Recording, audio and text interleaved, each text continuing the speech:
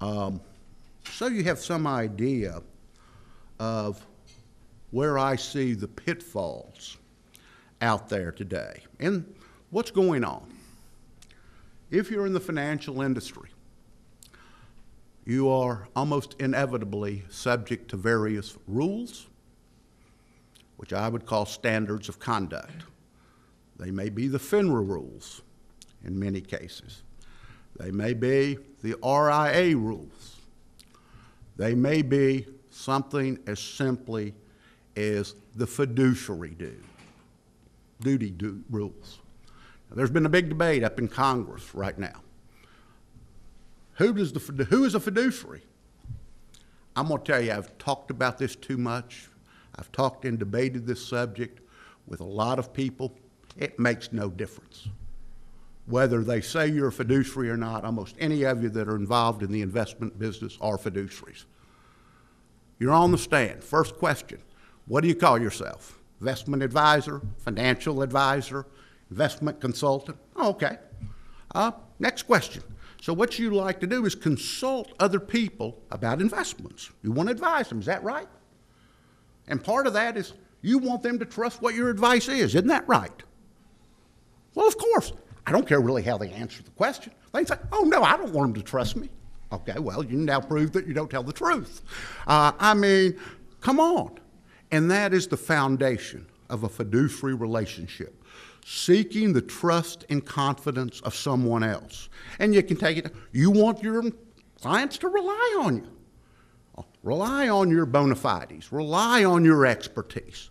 Come on. And then you pull out websites. Oh, websites are great.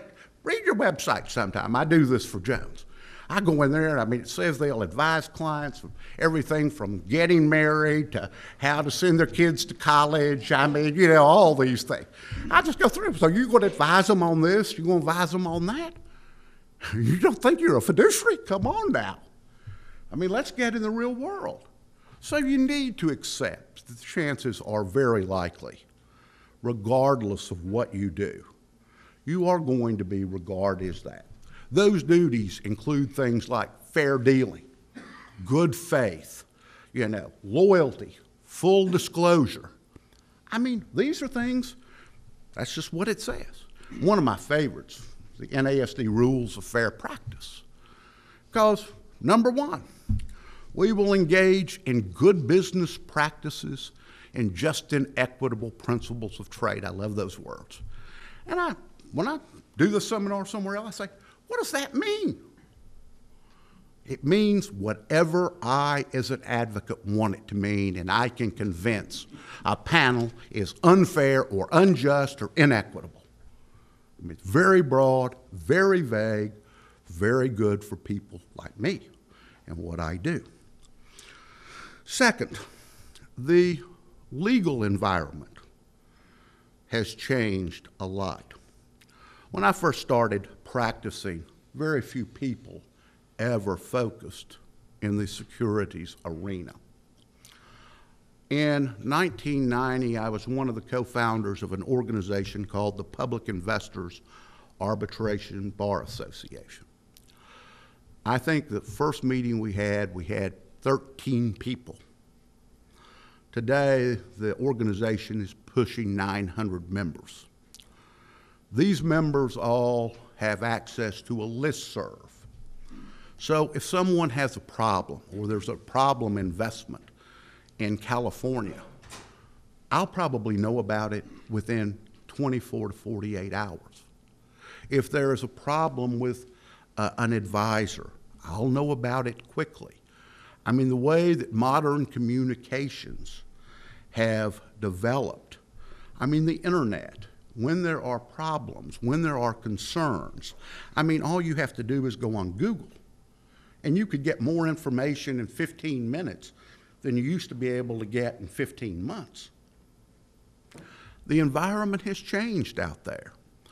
And the current economic times have also had a big impact in several distinct respects that you need to be sensitive to. One, I think that there were clearly bad things that happened. I mean, we've had the Madoffs, the Stanfords, and multiple people like that that have been uncovered and have raised questions in the public's mind about what's going on.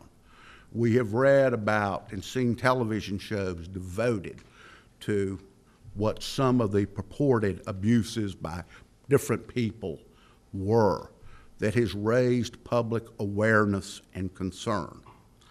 I mean, I think the days when people said, well, it just was the market, when they start reading about ratings for sale, not saying true or false, just saying they read about it.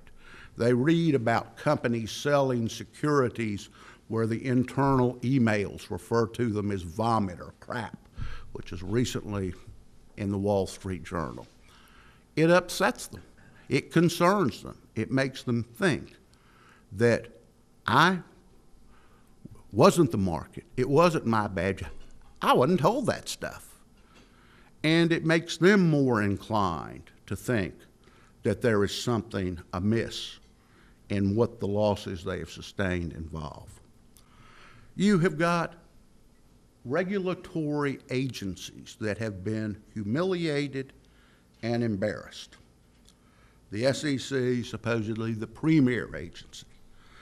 If you've read the Wall Street Journal, the New York Times recently, it's almost one article after another of how the Inspector General has criticized them for being asleep at the switch. They are under tremendous political pressure. What happens there? They're out there trying to look under every rock they possibly can and show that there is a redeeming social value. FINRA is going through the same thing. You talk to people that are dealing with a lot of these things. I talk to the people in my office. I mean, suddenly these people are looking at things and investigating things that 5 years ago would have not even been a blip on the screen. I mean, the world has changed in that. And on top of all of this, we are now confronted with a big debate on exactly what is going to happen with the regulatory world. There are advocates that would suggest that we really need to change a lot of things. We talked about it, yesterday and last night in a meeting about, are they going to try and start micromanaging? There are real debates on some people wanting to go to extremes, very specific regulation. There's also a thought out there that perhaps they're going to back away a bit because there has been a rebound. You have people like John Mack, who's retiring from Morgan Stanley, saying, look, we need more regulation. There are lots of instruments out there. The world's changed. When I started this, it was stocks, it was bonds, maybe commodities away over on the side, few options here and there, but really it was a pretty simple, straightforward marketplace.